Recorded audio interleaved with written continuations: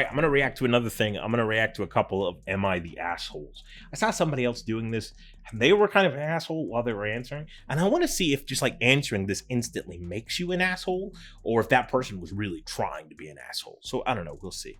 Let me, this is Manchester Man 84. Asks, hi, all first time posting, long time lurker. So my 38 male wife, 37 female, insists our children, 5M, 3F, bathe at least every other evening before bed. I think it's ridiculous to bathe them so often. And growing up, we never bathed that often. And if we did, it was normally because of football, etc. I've tried to stop bath times being so frequent, but my wife refuses to compromise and keeps doing them. And I don't want to start an argument over it. Talking to my wife isn't getting me anywhere. Yeah, talking. So I've told her now she has to pay for the additional energy bills over a set figure, something like 70% of last month's bill. I'll keep paying and she pays the rest. I pay the mortgage, childcare, and the majority of the household bills. I earn considerably more than my wife, who works part-time. Obviously, I don't want her to pay for the entire energy bill as I work from home, etc., and that wouldn't be fair. Anyway, she's now calling me an asshole, and I think it's the perfect compromise. So people of Reddit, what do you think? Edit. I feel like a major piece has been missed. When I say my wife wants to bathe them at least every other day, it's because she would bathe them every other day. I know that won't impact most of the commenters, but worth pointing out. Also, stop making out I don't wash my children and keep them clean. There's a big difference between not having a bath and not having a wash. We're just talking about lack of baths. Final point, although my wife earns less than me, after the bills, etc. are taken out, we have the same cash left over every month. My point is she's spending more money than is needed on hot water for the baths because I take the hot out of my personal money. Putting the cap in means she'll see how much she's spending. Also, gas in Europe is really expensive. Second edit, bath means sitting in a bathtub with water, sometimes bubbles and toys. I feel there had to be so many edits on this that clearly this guy was not getting the response he wanted. That's why. Oh, and by the way, my wife's also a serial killer. Now, how do you feel about that? Yeah, no, he's the asshole.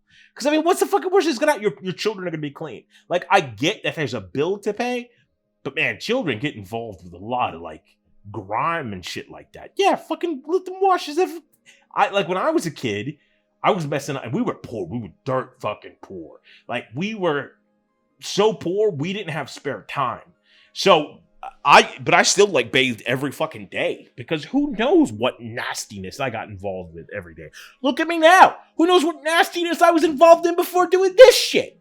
So, bathe your fucking kids. That's the answer there. Okay, we're gonna go, to another one. I won't do an accent this time, I promise. Am I the asshole? This is from Nando is not cheeky. Am I the asshole for invading someone's personal space? Not a serious or life-altering situation. For context, I, 33 female, live in the UK. Oh, good. We have quiet sections on trains, and I booked my ticket specifically so I could do work on a table in the quiet section on my laptop. My friend Leah, 34F, sat opposite me. How's Leah doing? Tell her to give me a call. I'm around that age. A man, 40s to 50s, was sat next to me about 15 minutes into the journey, starts watching Friends out loud on his iPad. I'd have killed him. I would have thrown him from the train. Not because of the disturbance, but because I hate the show Friends. Come at me. I don't give a shit. I put my headphones in, but it was loud enough that I could still hear it. My friend and the person sat next to her were just giving him dirty looks. Okay. My friend and the person sat next to her were just giving him dirty looks, but he was oblivious and munching away on his sandwich. So I said, excuse me, almost did the accent, but I'm not. Excuse me, would you mind turning that down just a little bit, please? He said no. Literally one word, no. Then I mentioned that it was the quiet section of the train, and he laughed at me and said, are you going to go tell on me? Damn. I'm not going to say, you're not the asshole, this guy is. So it was so bizarre and annoying, but my friend just gestured me to stay calm and leave it. So I closed my laptop and started watching with him and commenting, oh my God, I love this bit. What's the next part? It's so funny. Oh, is this cute? Oh, is this the one where X happens? I'm not a massive Friends fan, but I know enough to get by. He didn't respond. He just kept giving me irritated looks, but I kept going. He moved the iPad from the table to his lap without turning the volume lower at any point, so I just carried on peering over his shoulder and commenting. He finally slammed the iPad case shut, grabbed his backpack, and walked off, presumably to find another seat on the train. I opened my laptop and carried on working. After we got off, Leah said I should have just left it and not reacted to him, but it was a 4-hour journey and I had a lot to do. I paid extra to get a table seat, that too in the quiet section. She said I could have offered him my headphones, maybe if they were over ear, but they're in ear and he's a stranger, so no. She said I kind of invaded his personal space. I didn't touch him or move from the confines of my seat at any point, and she was like, no, but watching someone's iPad is an asshole move. We're not in a fight, just a lighthearted debate on whether or not I'm the asshole here for how I went about it. You're a fucking hero, is how you went about that. Like, look, I'm clearly have some British, Scottish, Irish, and like ancestry somewhere in there.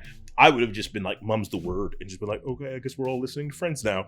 But you fucking handled that in the best fucking way possible. That's brilliant. You're my fucking hero.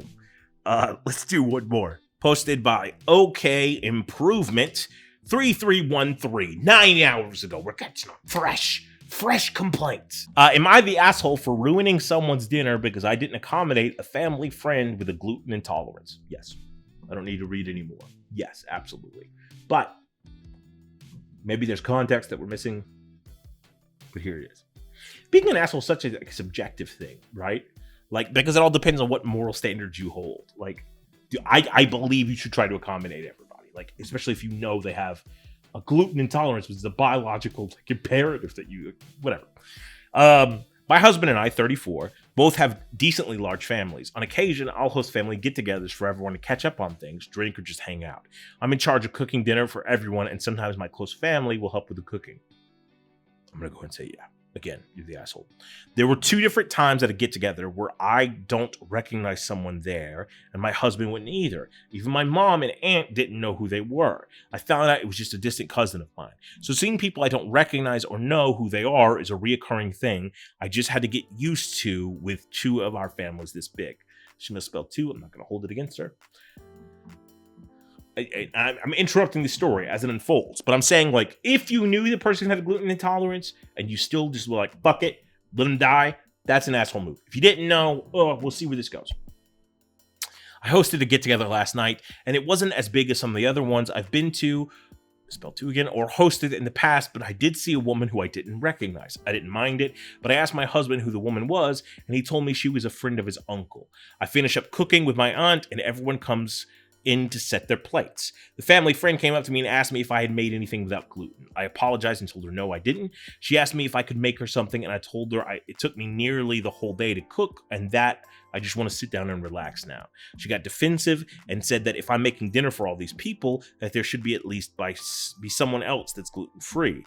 I told her that there is no one that I know of in my family that has a gluten intolerance, and if I knew if she was going to be here, I would have made something for her. She yelled at me, saying that I ruined this for her, which I was confused about. Ruined what? And that she's never going to come back here.